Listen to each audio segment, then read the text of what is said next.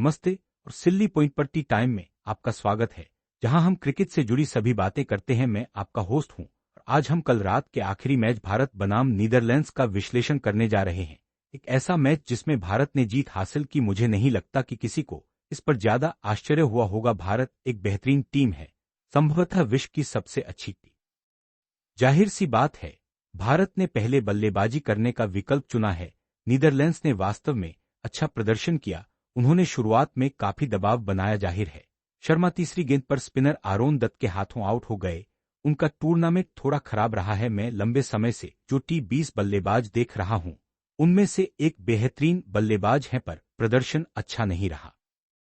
सबसे बड़े टी20 टूर्नामेंट में यह वाकई हैरानी की बात है, लेकिन मुझे लगता है कि यह सिर्फ यह दिखाता है कि, मैं कहूं तो, गुणवत्ता और दबाव जो शीर्ष स्तर के देशों और खिलाड़ियों को होता है जब वे इसमें आते हैं। आप जानते हैं, यह मैच अहमदाबाद के भरे हुए स्टेडियम के सामने खेला गया। भारत के लिए इस टूर्नामेंट में घरेलू मैदान पर खेलना उनके लिए गर्व की बात थी। जैसा कि मैंने थोड़ी देर पहले उल्लेख किया, भारत थोड़ी अस्थिर शुरुआत की, लेकिन मुझे लगता है कि वे वहां थोड़ा स्थिर हो पाए। जाहिर है, ईशान किशन और वर्मा ने बहुत छोटा रोल निभाया, लेकिन निश्चित रूप से उन्होंने जो करना था किया। आप जानते हैं, किशन ने 7 गेंदों पर 18 रन और वर्मा ने 27 गेंदों पर 31 रन बनाए, जो उन्हें जीत दिलाने के लिए काफी था। लेकिन जब हम इस पारी को देखें तो शिवम दुबे ने 31 गेंदों में 63 रन बनाए, स्ट्राइक रेट 212, जो वाकई शानदार है। 6 शानदार छक्के मारे और जाहिर तौर पर हार्दिक पांड्या भी। साथ ही 21 गेंदों में 30 रन बनाए, स्ट्राइक रेट 142 के साथ उन्होंने बहुत अच्छा प्रदर्शन किया। अंतिम 5 ओवरों में 75 रन जोड़े, जो उनके लिए एक बहुत जरूरी अंत का मैच था। और हां, इससे उन्हें 193 का कुल स्कोर बनाने में मदद मिली। जब हम गेंदबाजों को देखें तो मुझे लगता है कि आरोन आयान दत्त सबसे प्रभावशाली गेंदबाज थे।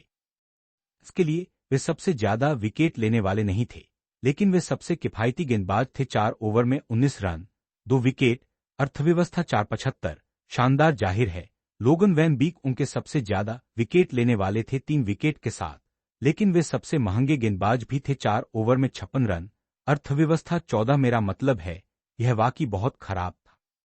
जाहिर है, जब हम नीदरलैंड्स की चेज को देखें तो इसमें कुछ पल थे, लेकिन मुझे लगता है अंत में यह बहुत कमजोर था उस बड़े लक्ष्य के मुकाबले। जब हम भारत के गेंदबाजी प्रदर्शन को देखें, वरुण ने 3 ओवर में 14 रन दिए, 3 विकेट लिए, अर्थव्यवस्था 467। जाहिर है, वे उनके रहस्यमय स्पिनर हैं, यदि आप चाहें, लेकिन उन्होंने 13वें ओवर में मैच को खोलने में मदद की। उन्होंने अच्छी तरह से सेट कॉलिन एकरमैन को हटाया, जो मुझे लगा कि अच्छा कर रहे थे, और फिर उन्होंने एक बेहतरीन गूगली डाली, मैं कहूंगा, जिससे आरोन दत्त गोल्डन डक पर आउट हो गए। यह रात का सबसे अच्छा प्रदर्शन था। और फिर हाँ, जाहिर है, जैस्पर बोमरर ने भी वही किया जो वे डेथ ओवरों में करने के लिए जाने जाते हैं। उन्होंने स्कॉटी एडवर्ड्स को क्लीन किया। मुझे लगता है कि नीदरलैंड्स के कुछ पल अंत में थे। नोआ क्रोएस ने 12 गेंदों में 25 रन बनाए और साथ ही जैक लोवेन। मैं कहना चाहता हूं कि शायद मैंने उसका नाम भी गलत बोला। 16 गेंदों में 26 रन, स्ट्राइक रेट 162। उन दोनों ने नीदरलैंड्स को देर से हमला करने और उन्हें वह गर्व देने में बहुत अच्छा काम किया। जीत नहीं मिली, लेकिन इस मैच में उनके लिए कई अच्छी बातें हुईं। उन्होंने समीकरण को कुछ हद तक घटा दिया। अंतिम ओवर में 28 रन चाहिए थे, अभी भी एक बहुत बड़ा लक्ष्य था, लेकिन जो हो सकता था उससे काफी बेहतर था और शायद होना चाहिए था। आप जानते हैं, मुझे लगता है शिवम दुबे आखिरी ओवर डालने वाले थे। उन्होंने पहले ही बल्लेबाजी शुरू कर दी थी और हां, मैं कहूंगा यह यादव की थोड़ी जोखिम भरी चाल थी। जाहिर है, दुबे पहले के ओवरों में थोड़े महंगे थे और स्थिति थोड़ी तनावपूर्ण हो गई।